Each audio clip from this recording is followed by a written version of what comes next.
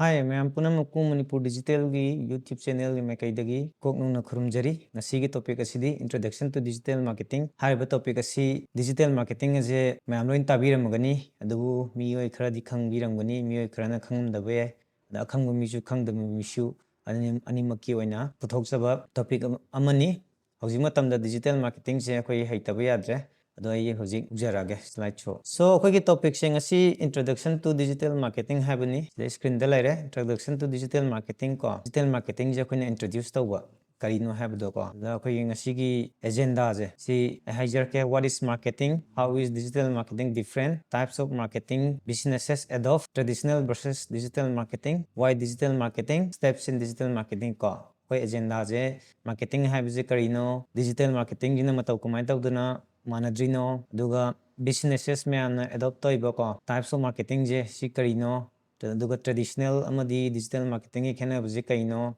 do digital marketing je kai gidamokta khoina adopt tawdoino aduga digital marketing ki steps me amdo adu me amdu naina duni ko so let's start so aduna khoina marketing haje karino hana khangba kala digital marketing je kaino khangdring yengasi the marketing is the process of promoting selling and delivering products or services to customers by creating value and building strong customer relationships habaneba aduna khoina digital marketing je khangdring da khoina marketing je kaino haibje akhoi khangba kala marketing haibje kaino ha kanda promote tawba pot yonba amadi delivery products or services to customers customer da pochai yona bahana ba ai business promote tawna ba chakhatna bahana ba do samna advertisement gumba promotion any form of promotion any form of keno je ai business chakhatna bahana ba ai business keno tawna ba sales sengatna bahana ba je si bo khona marketing kawe by creating value and strong customer relationship magi value amadi yamna strong oiba customer duga company duga na business duga relationship amari ma sagatlaga amain tawba keno dune ko madubo khoina marketing kawi next slide chi yengje how is digital marketing different digital marketing je khoina traditional marketing dagi mataw kamai tawna different oi no habdo khoi yengaje digital marketing uses online platforms like social media search engines email and websites to reach engage and convert customers faster and more cost effectively than traditional marketing happen. Digital marketing je online platform like social media, search engine, email and website to reach, engage and convert customer faster and most cost effectively than traditional marketing dagi ko. Digital marketing jina hena akoina social media, search engine, email amadi website sinarga customer jida thuna akoigi business si matang da khanghanba risk tawba khanghanba aware ohenba ko engage ohenba amadi akoigi sales convert tawda yamna hena thuna amadi paisa hena changdana traditional marketing dagi digital marketing jina tawbo yae kuna platforms like social media hadi loi mayam khangbiramuni quite popular oiba manipur da oiro prithibi oiro dum facebook laire instagram laire youtube laire linkedin laire twitter laire to ma'am lay kar popular oina panjarabada aduni ko makhagi next slide yengje next slide ta types of marketing businesses adopt it can be broadly classified as business tawo mi ma'am na sizinaba moina adopt tawba ko marketing makhanjing do adu kai kai no yengajebo masi akoina yamna chawna ko broadly yamna pakna chawna yengabada ko akoina ani thona khadokpa yai traditional marketing amadi digital marketing ko traditional marketing je kai kai da singi yengje print media ko newspapers pamphlets magazines digital media tv radio telemarketing outdoor advertising hoardings banners sum je akoina traditional media da chinge sana da koina cover da hapiba koina istv daga hapiba dagi billboard thamiba banner thamiba ato pamphlet adagi radio da tawriba sum myam je koina traditional marketing da chingi aduga digital marketing da na koina kai chinge hakana nga sai dum pangre ko social media da tawwa search engine adi kaino koina google san habda pot ama kaino ma yengmu matam naina google yengtro samna da best aina smartphone lupa lising kungi manungda khwaidagi hena phaba camera khwaidi phaba smartphone ama laigi ha matam daina google da gadum thi dena ko best camera smartphone under 20000 gan thi da tholai dena ko da tholok poda koina judum thajai dena ko adum chang yengaga lai judum yam yawai ba aduna koina social media the search engine da yam high ranking oiba si da ka lai ko si SEO search engine optimization gi akhoi gi mateng lorga koina Google search tꯧꯕ ꯃꯇꯝꯗ ꯈ꯭ꯋꯥꯏ ꯃꯊꯛꯇ ꯇꯣꯞꯇ ꯂꯩꯍꯟꯕ ꯌꯥꯏꯑꯕꯀꯣ ꯑꯗ emails apps websites ꯑꯗꯩ WhatsApp ꯌꯥꯎꯔꯦꯀꯣ ꯁꯤꯒꯨꯝꯕ ꯃꯈꯜꯒꯤ ꯁꯤꯖꯤꯟꯅꯔꯒ ꯑꯩꯈꯣꯏꯅ ꯕꯤꯖꯤꯅꯦꯁ ꯑꯁꯦ ꯄ꯭ꯔꯃꯣꯠ ꯇꯧꯅꯕ ꯍꯣꯠꯅꯕ ꯑꯃꯗꯤ ꯃꯥꯔꯀꯦꯇꯤꯡ ꯇꯧꯅꯕ ꯍꯣꯠꯅꯕꯁꯤꯕꯨ ꯑꯩꯈꯣꯏꯅ ꯗꯤꯖꯤꯇꯦꯜ ꯃꯥꯔꯀꯦꯇꯤꯡ ꯀꯧꯋꯦ ꯍꯥꯏꯕ ꯀꯧꯋꯣ next slide ꯃꯌꯥꯝ ꯌꯦꯡꯉꯁꯤ next slide why digital marketing digital marketing ꯀꯔꯤꯒꯤꯗꯃꯛꯇ ꯑꯩꯈꯣꯏꯅ ꯆꯨꯁ ꯇꯧꯗꯣꯏꯅꯣ digital marketing ꯁꯦ ꯑꯩꯈꯣꯏꯅ consumers can have access to information at any time and any place consumer ꯑꯩꯈꯣꯏꯒꯤ ꯄ꯭ꯔꯗꯛ ꯁꯤꯖꯤꯟꯅꯔꯤꯕ ꯅꯠꯇ꯭ꯔꯒ ꯁꯥꯔꯚꯤꯁ ꯁꯤꯖꯤꯟꯅꯔꯤꯕ ꯄꯣꯠꯁꯤꯡꯁꯦ ꯁꯤꯅ ꯍꯦꯟꯅ ꯑꯦꯅꯤ ꯃꯇꯝ ꯑꯃ ꯍꯦꯛꯇꯗ ꯑꯃꯗꯤ ꯃꯐꯝ ꯑꯃ ꯍꯦꯛꯇꯗ ꯑꯩꯈꯣꯏꯒꯤ ꯀꯩꯅꯣꯁꯦ ꯑꯦꯛꯁꯦꯁ ꯇꯧꯕ ꯌꯥꯏꯕ ꯏꯟꯐꯣꯔꯃꯦꯁꯟꯁꯦ ꯃꯥꯒꯤ ꯃꯇꯥꯡꯗ ꯈꯪꯅꯤꯡꯕꯁꯦ ꯁꯝꯅ ꯍꯥꯏꯔꯕꯗ ꯑꯩ ꯐꯣꯟ ꯑꯃ ꯄꯥꯏꯔꯦ ꯏꯟꯇꯔꯅꯦꯠ ꯀꯅꯦꯛꯁꯟ ꯂꯩꯔꯦ ꯑꯩ ꯁꯝꯅ ꯍꯥꯏꯔꯕꯗ ꯑꯦꯃꯥꯖꯣꯟ ꯑꯦꯞ ꯄꯨꯊꯣꯛꯑꯦ ꯑꯩꯅ iPhone ꯑꯃ ꯂꯩꯅꯤꯡꯉꯦ ꯑꯣ ꯅꯠꯇ꯭ꯔꯒ ꯐꯣꯟ ꯑꯃ ꯂꯩꯅꯤꯡꯉꯦ ꯅꯠꯇ꯭ꯔꯒ ꯑꯦꯅꯤ ꯄ꯭ꯔꯗꯛ ꯑꯃ ꯂꯩꯅꯤꯡꯉꯦ ꯑꯩ ꯏꯟꯐꯣꯔꯃꯦꯁꯟꯁꯦ ꯑꯗꯨꯝ ꯇꯛ ꯂꯧꯕ ꯌꯥꯏꯑꯕ ꯑꯗ ꯑꯩ ꯑꯦꯛꯖꯥꯝꯄꯜ ꯑꯩ ꯁ꯭ꯇꯗꯤ ꯇꯧꯔꯦ ꯑꯃ ꯇꯧꯔꯦ ꯑꯩ ꯔꯤꯁꯔꯁ ꯇꯧꯔꯦ ꯅꯠꯇ꯭ꯔꯒ ꯑꯦꯅꯤ ꯇꯧꯔꯦ ꯑꯩ ꯀꯩꯅꯣꯝ ꯈꯪꯗ꯭ꯔꯦ ꯑꯩ ChatGPT ꯁꯤꯖꯤꯟꯅꯔꯒ ꯐꯣꯔꯝ ꯑꯃ ꯊꯥꯖꯤꯜꯂꯒ ꯏꯁꯜꯂꯒ ꯑꯗꯨꯝ ꯂꯣꯏ ꯌꯦꯡꯕ ꯌꯥꯔꯦꯕ ꯑꯗꯨ ꯑꯣꯏꯇꯥꯔꯗꯤ ꯑꯦꯅꯤ ꯇꯥꯏꯝ ꯑꯩ ꯄꯨꯡ 12ꯗꯁꯨ ꯌꯥꯅꯤ ꯑꯍꯤꯡꯒꯤ ꯄꯨꯡ 2ꯗꯁꯨ ꯌꯥꯅꯤ ꯄꯨꯡ 3ꯗꯁꯨ ꯌꯥꯅꯤ ꯏꯟꯇꯔꯅꯦꯠ available ꯑꯣꯏꯔꯕ ꯁ꯭ꯃꯥꯔꯠꯐꯣꯟ ꯑꯃ ꯄꯥꯏꯔꯕ ꯑꯗꯨ ꯑꯣꯏꯇꯥꯔꯒꯗꯤ ꯑꯦꯅꯤ ꯇꯥꯏꯝ ꯑꯦꯅꯤ ꯄ꯭ꯂꯦꯁꯇ ꯑꯦꯅꯤ ꯏꯟꯐꯣꯔꯃꯦꯁꯟꯁꯦ ꯁꯤ available ꯑꯣꯏꯒꯅꯤꯕꯀꯣ consumers are exposed to what your company says about your brand ꯑꯗꯨꯒ consumerꯁꯤꯡꯁꯦ ꯅꯪꯒꯤ ꯕ꯭ꯔꯥꯟꯒꯤ ꯃꯇꯥꯡꯗ ꯀꯅꯥꯅ ꯀꯔꯤ ꯍꯥꯏꯔꯤ ꯍꯥꯏꯕꯁꯦ ꯃꯣꯏ ꯑꯗꯨꯗ ꯑꯦꯛꯁꯄꯣꯖ ꯇꯧꯅꯤꯕ ꯍꯥꯏꯗꯤ ꯔꯤꯚ꯭ꯌꯨꯁ ꯔꯦꯇꯤꯡ ꯒꯨꯒꯜꯗ ꯂꯣꯏ ꯌꯦꯡꯕ ꯈꯣꯠꯄ ꯇ꯭ꯔꯁ ꯄꯥꯏꯂꯣꯠꯇ ꯌꯦꯡꯉꯒ ꯑꯗꯨꯝ ꯁꯤ ꯌꯥꯝ ꯊꯥꯖꯅꯩꯌꯦꯕꯀꯣ ꯃꯥꯒꯤ ꯔꯤꯚ꯭ꯌꯨꯁ ꯀꯌꯥꯝ ꯂꯩ ꯔꯦꯇꯤꯡ ꯀꯌꯥꯝ ꯂꯩ ꯍꯥꯏꯔꯒ ꯄꯣꯠꯁꯦ ꯑꯗꯨꯝ ꯂꯩꯅꯩꯌꯦꯕ ꯑꯦꯃꯥꯖꯣꯟꯗꯁꯨ ꯑꯩꯈꯣꯏ ꯔꯤꯚ꯭ꯌꯨꯁ ꯌꯦꯡꯉꯤ ꯑꯗꯨ ꯔꯤꯚ꯭ꯌꯨꯁꯇ 5 ꯁ꯭ꯇꯥꯔ ꯔꯦꯇꯤꯡ ꯑꯗꯨ ꯑꯗꯥ ꯌꯦꯡꯉꯒ ꯑꯗꯨꯃꯥꯏꯅ ꯑꯩꯈꯣꯏꯅ ꯄꯣꯠ ꯑꯗꯨꯝ ꯂꯩꯅꯩꯗꯅꯀꯣ ꯑꯗꯨꯒꯨꯝꯕꯗꯣ ꯑꯗꯨꯝ ꯑꯦꯛꯁꯄꯣꯖ ꯇꯧꯋꯦꯕ ꯑꯗꯨꯗꯁꯨꯀꯣ ꯃꯊꯪꯗ consumers get to know what the world says about your brand ꯆꯞ ꯃꯥꯟꯅꯔꯦꯀꯣ ꯅꯪꯒꯤ ꯕ꯭ꯔꯥꯟꯁꯤꯒꯤ ꯃꯇꯥꯡꯗ ꯄ꯭ꯔꯤꯊꯤꯕꯤ ꯃꯌꯥꯝ ꯀꯔꯤ ꯍꯥꯏꯅꯔꯤ ꯀꯩꯗꯧꯔꯤ ꯍꯥꯏꯕꯁꯦ ꯈꯪꯉꯦꯀꯣ ꯑꯗꯨꯒ ꯃꯊꯪꯗ ꯐꯦꯛ ꯆꯦꯛ ꯑꯁꯦꯡꯕ ꯀꯩꯅꯣꯝꯃ ꯆꯦꯛ ꯇꯧꯁꯤ ꯀꯣ 71%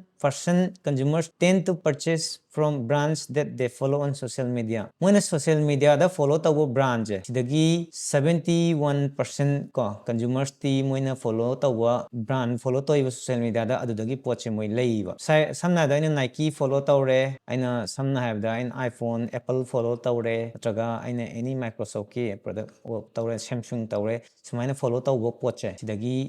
ꯑꯩꯅ ꯄꯣꯠꯁꯦ 71%ꯗꯤ ꯂꯩꯌꯦꯕ ꯑꯩꯅ follow ꯇꯧꯗꯕ ꯄꯣꯠꯇꯒꯤ follow ꯇꯧꯕꯒꯤ percentage ꯑꯁꯤꯅ 71% ꯑꯣꯏꯌꯦꯕꯀꯣ ꯑꯗꯣ follow ꯇꯧꯗꯕ ꯄꯣꯠꯀꯤꯗꯤ ꯀꯌꯥ ꯑꯣꯏꯇꯥꯔꯦ 29% ꯂꯩꯌꯦꯕꯀꯣ ꯑꯗꯩ 3x more leads gain as compared to traditional marketing and cost 62% less roughly ꯍꯥꯏꯔꯕꯗ traditional marketingꯒ ꯌꯦꯡꯅꯕ ꯃꯇꯝꯗ 3x ꯍꯦꯟꯅ effective ꯑꯣꯏꯕ ꯍꯦꯜꯂꯦꯕ traditional marketingꯗ ꯁꯝꯅ ꯍꯥꯏꯔꯕꯗ ꯃꯤ 1,000 reach ꯑꯣꯏꯕ ꯃꯇꯝꯗ ꯅꯠꯇ꯭ꯔꯒ impressionꯇꯧꯕꯃꯇꯝꯗ ꯑꯃꯗꯨꯅ ꯃꯤ 3,000ꯗ ꯌꯧꯍꯜꯂꯦ aware ꯑꯣꯏꯍꯜꯂꯦ ꯈꯪꯍꯜꯂꯦ ꯑꯗꯨꯒ 62% less cost ꯁꯝꯅ ꯍꯥꯏꯔꯕꯗ ꯑꯃꯅ ꯂꯨꯄꯥ 1,000 ꯆꯪꯈꯤꯕ ꯃꯇꯝꯗ ꯑꯃꯅ 62% ꯍꯟꯊꯔꯅꯤ ꯑꯗꯨꯗꯤ ꯂꯨꯄꯥ 710 ꯍꯟꯊꯈꯤ ꯇꯥꯔꯒꯗꯤ ꯂꯨꯄꯥ 330 ꯈꯛꯇꯪ ꯆꯪꯗꯣꯏꯅꯦꯕ ꯂꯨꯄꯥ 1,000 ꯆꯪꯒꯗꯕꯗꯣ ꯈꯕꯔꯗ ꯍꯥꯞꯄ ꯃꯇꯝꯗ 1,000 ꯆꯪꯒꯗꯕꯗꯣ ꯁꯣꯝꯗ ꯂꯨꯄꯥ 330ꯅ ꯌꯥꯗꯣꯏꯅꯦꯕ ꯑꯦꯛꯖꯥꯝꯄꯜ ꯑꯣꯏꯅ ꯍꯥꯏꯔꯕ ꯃꯇꯝꯗ ꯑꯗꯨꯅ ꯌꯥꯝꯅ cost effective ꯑꯣꯏꯕ ꯍꯦꯜꯂꯤ ꯑꯗꯨꯒ ꯀꯁꯇꯃꯔꯁꯦ 3x time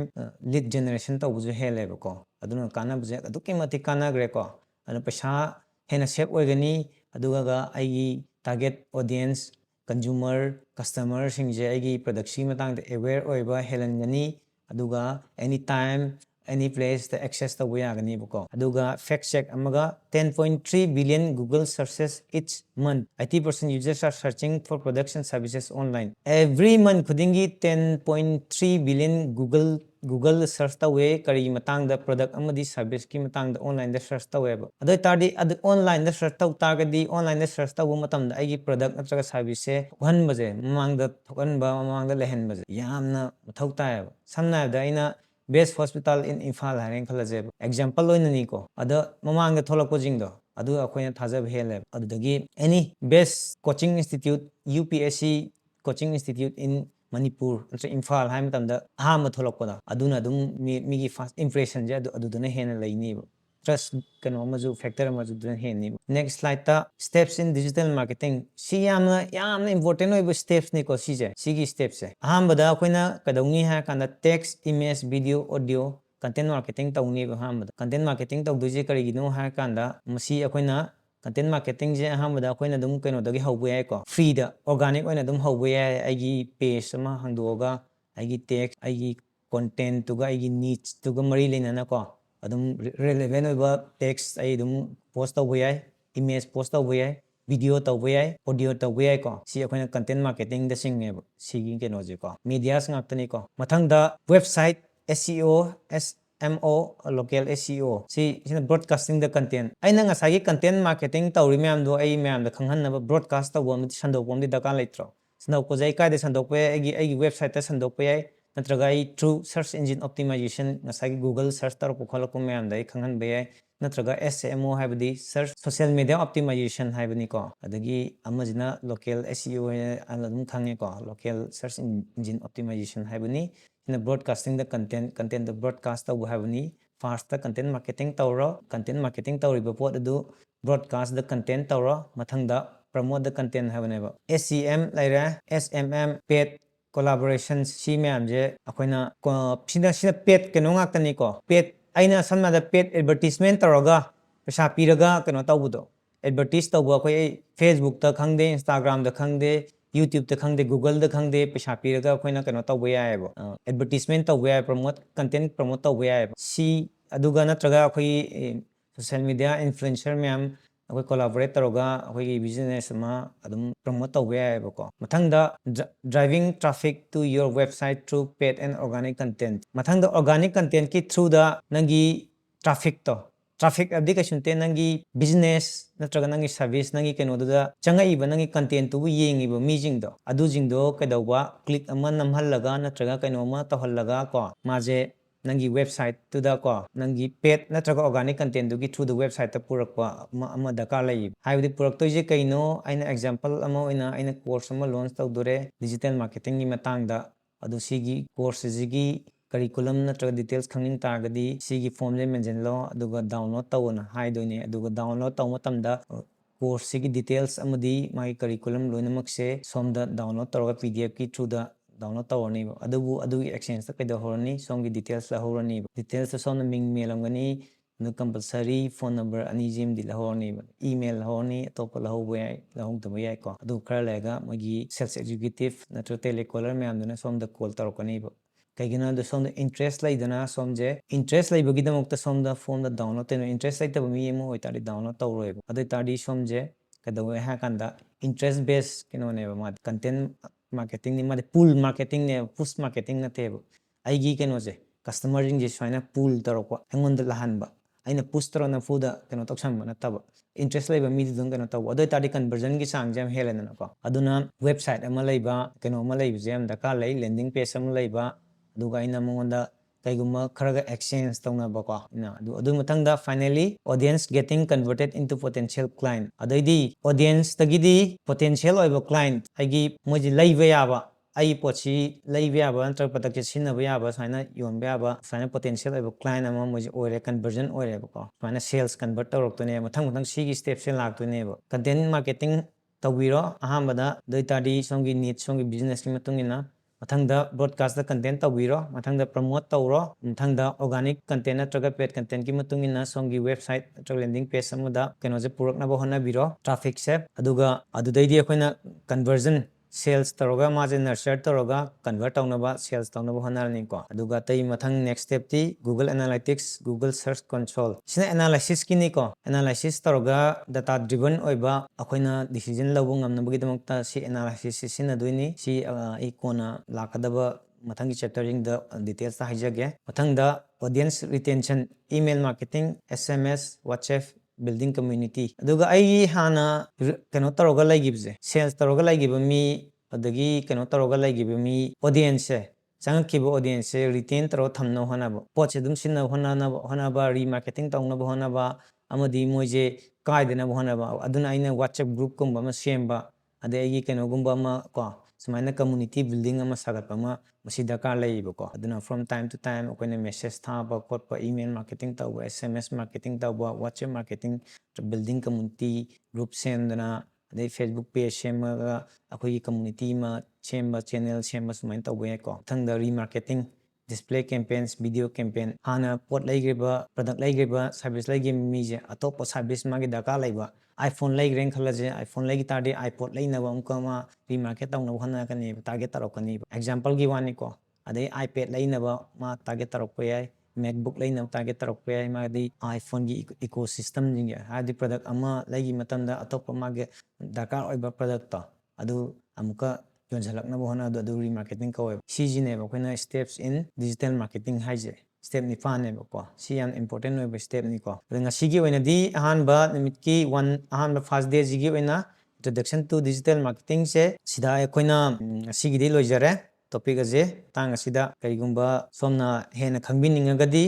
ꯅꯠꯇ꯭ꯔꯒ ꯑꯩꯈꯣꯏꯒꯤ ꯃꯦ ꯗꯦꯠ 20th ꯃꯦ ꯁꯤꯗꯒꯤ ꯑꯩꯈꯣꯏꯒꯤ ꯗꯤꯄ꯭ꯂꯣꯃꯥ ꯏꯟ ꯗꯤꯖꯤꯇꯦꯜ ꯃꯥꯔꯀꯦꯇꯤꯡ ꯑꯅ 6 monthsꯀꯤ ꯀꯣꯔꯁ ꯑꯃ ꯗꯤꯖꯤꯇꯦꯜ ꯃꯥꯔꯀꯦꯇꯤꯡ ꯃꯅꯤꯄꯨꯔ ꯗꯤꯖꯤꯇꯦꯜꯅ ꯇꯧꯖꯒꯗꯧꯔꯤ ꯀꯣꯔꯁ ꯑꯁꯤ ꯍꯦꯛ ꯇꯝꯕ ꯂꯣꯏꯕꯒ 100% ꯖꯣꯕ ꯒꯥꯔꯦꯟꯇꯤ ꯑꯣꯏꯒꯅꯤ ꯀꯣꯔꯁ ꯑꯁꯤ ꯈꯪꯕꯤꯅꯤꯡꯉꯒꯗꯤ ꯃꯈꯥ ꯚꯤꯗꯤꯑꯣ ꯂꯤꯡ ꯗꯤꯁꯀ꯭ꯔꯤꯞꯁꯟꯗ phone number contact number website ꯑꯃꯗꯤ WhatsApp ꯒ꯭ꯔꯨꯞ ꯂꯤꯡ ꯄꯤꯖꯕꯅꯤ ꯃꯗꯨ ꯂꯤꯡꯛꯇ ꯖꯣꯏꯟ ꯇꯧꯁꯟꯕꯤꯔꯛꯑꯣ ꯀꯣꯜ ꯇꯧꯁꯟꯕꯤꯔꯛꯑꯣ ꯑꯗꯨꯒ ꯑꯀꯨꯞꯄ ꯃꯔꯣꯜ ꯈꯪꯕ ꯌꯥꯒꯅꯤ ꯉꯁꯤꯒꯤ ꯑꯣꯏꯅꯗꯤ ꯃꯌꯥꯝ ꯂꯣꯏꯁꯤꯟꯖꯔꯒꯦ